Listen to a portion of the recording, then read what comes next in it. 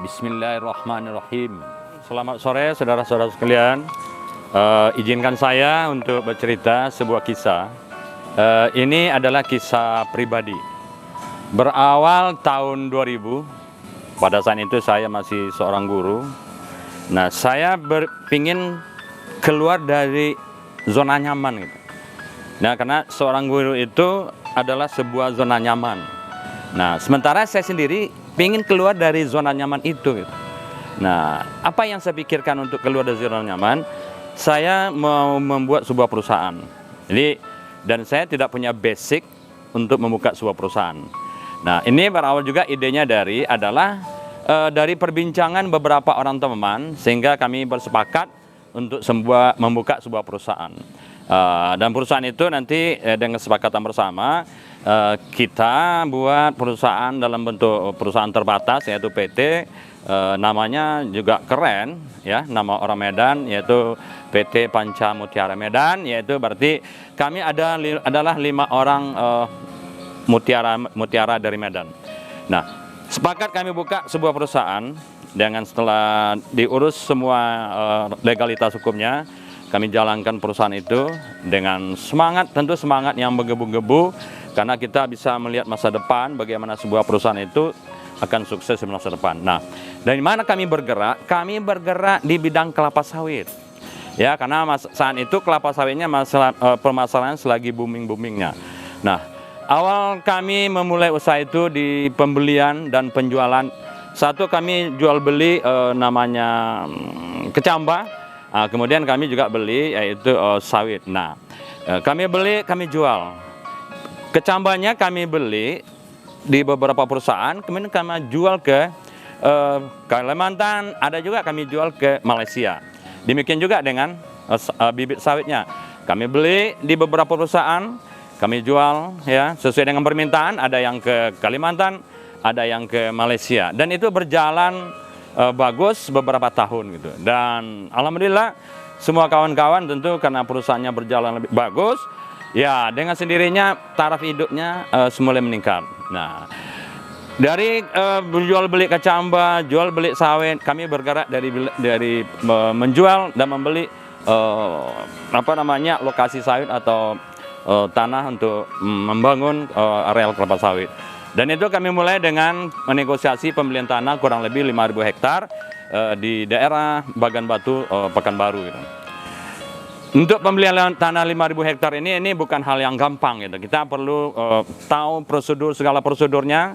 Nah, untuk itu kita harus ambil satu orang dari Pekanbaru ya, yang kita fasilitasi semuanya, mobilnya kita fasilitasi, rumahnya juga, kemudian biaya-biaya hidupnya sehari-hari kita fasilitasi. Nah, untuk itu kita siapkan mobil untuk dia satu. Nah, kebetulan mobil itu kita beli dengan sistem kredit. Ya, sistem kredit ya, karena kita perusahaan namanya, kita tidak ada yang membeli sistem cash. Kita beli sistem kredit, kita bagikan, kita kasih sama mereka untuk operasional di Pekanbaru gitu. Nah, yang masalahnya juga ada, mobil ini beli sistem kredit, cuman DP-nya juga belum lunas. Ini masalahnya gitu.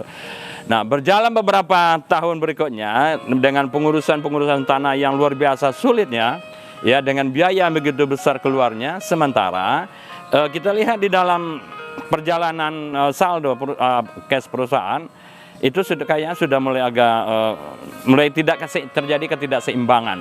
Maksudnya saldonya mungkin sudah makin minus gitu. Nah, kemudian kita periksa kenapa saldonya minus gitu. Ternyata pengeluaran kita lebih daripada pemasukan gitu. Nah, ini kita tata ulang kembali, kita periksa kembali, kita tata ulang kembali gitu. Nah, ternyata di saat kita lagi ada usaha-usaha yang jaya, kita lupa sesuatu gitu. Lupa sesuatu, kita belum berdiri dengan kokoh, sudah mulai beberapa orang kawan yang mulai menghambur-hamburkan uang. Ini mulai masalahnya. Nah, beberapa tahun setelah perusahaan kita jalan gitu. Nah, di suatu ketika hampir perusahaan kolap. Nah, kemudian tagihan membengkak, dan di saat itu juga pemasukan kita udah minus, tagihan kita membengkak. Nah, satu masalah timbul gitu. Apa masalahnya? Mobil tadi itu atas nama saya pribadi gitu. Nah, atas nama saya pribadi walaupun saya di perusahaan. Tetapi yang dituntut itu saya, bukan perusahaan gitu. Nah, karena perusahaan mulai bermasalah, pembayarannya juga bermasalah gitu. Termasuk pembayaran DP mobil yang belum lunas gitu. Nah, di saat itu, datanglah debt collector ke rumah saya untuk meminta tagihan pembayaran uang itu.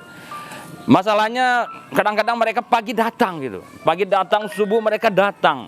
Menggedor-gedor pintu, kami dalam keadaan tertidur. Nah, di saat itu saya kaget. Saya terbangun langsung. Saya lihat ke depan, rupanya ada orang-orang bertubuh tegap memanggil nama saya. Dan saya bukakan pintu. Dan mereka mengancam pada itu, kalau uang ini tidak dibayar hari ini, saya akan dibunuh. Itu kata mereka gitu. Nah, dan saya tidak pernah mendengar ancaman seperti itu selama hidup saya. Karena bermain di perusahaan ini, bermain di lapangan, saya kaget. Kaget saya gitu. Kenapa? Ancaman pembunuhan gitu. Dan ini tidak main-main. Karena saya biasa orang pendidikan, kemudian ancam pembunuhan, dan bagi saya itu serius gitu. Nah, mereka sekali lagi, kalau hari ini utang tidak dibayar, saya bunuh.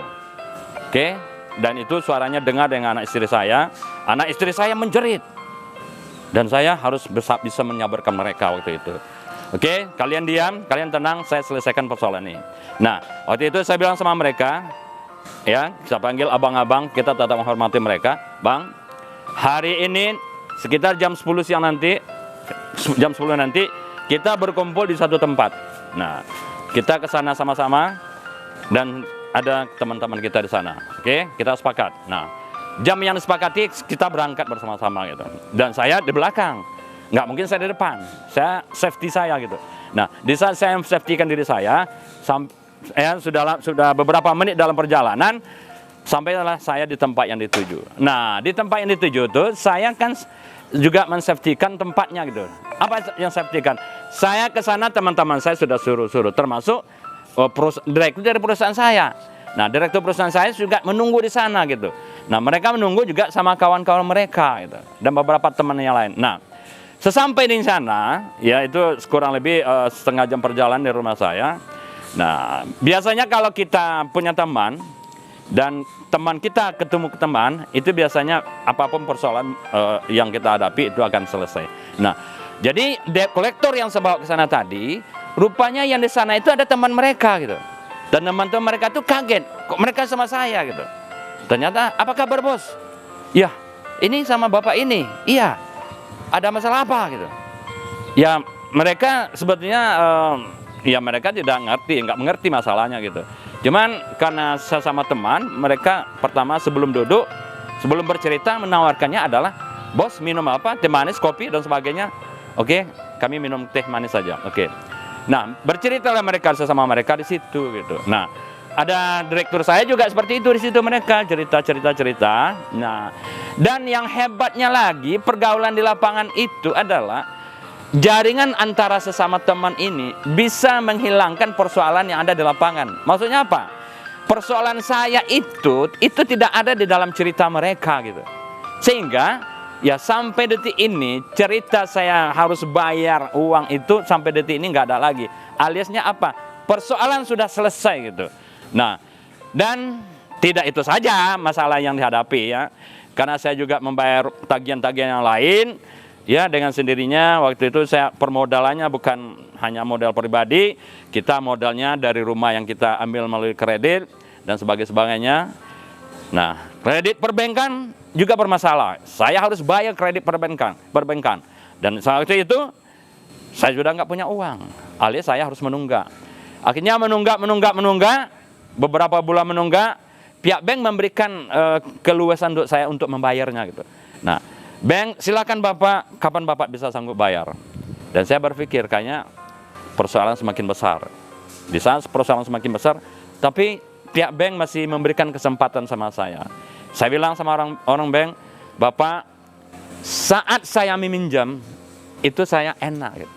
Nah, sekarang begitu saya tidak bisa membayar lagi hutang, saya harap bapak juga enak menerimanya gitu. Dan itu saya lakukan gitu. Pada akhirnya memang saya sudah nggak sanggup bayar.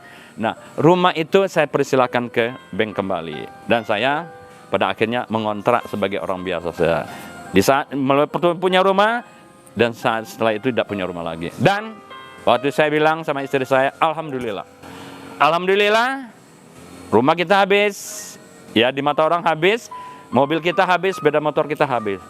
Saya masih mengajar tapi saya mengajar naik angkot. Saya nikmati saya naik angkot, pergi kerja naik angkot gitu. Orang melihat saya, sedih sekali bapak itu.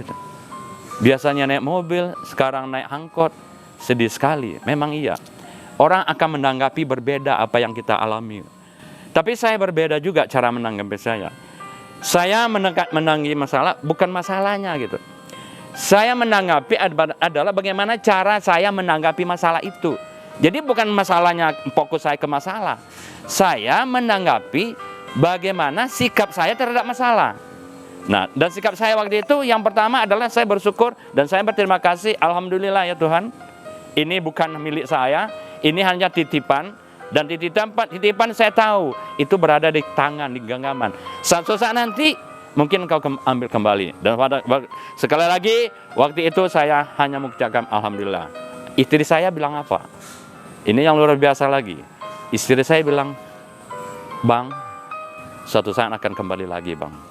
Begitu, terima kasih saya bilang. Luar biasa istri saya. Kalau mungkin ya ini berandai-andai gitu. Seandainya lah orang lain begitu, mungkin mereka akan mencak sama saya. Itulah dari dulu dan saya bilang gitu. Kenapa juga ini dilakukan gitu. Tapi istri saya bilang, nanti akan ada lagi. Suatu saat akan datang lagi.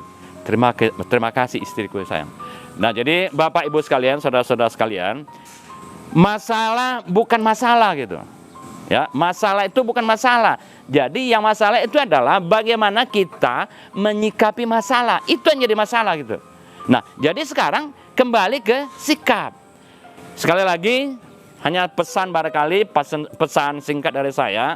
Saudara-saudara sekalian, apapun yang ada pada kita hari ini dalam bentuk materi, itu hanya titipan. Suatu saat, titipan akan diambil. Kemudian, masalah bukan masalah. Yang bermasalah adalah bagaimana kita menyikapi masalah. Barangkali itu saja yang bisa saya sampaikan sore ini. Terima kasih atas perhatiannya. Saya akhiri dengan wabillahi taufiq wal hidayah. Wassalamualaikum warahmatullahi wabarakatuh.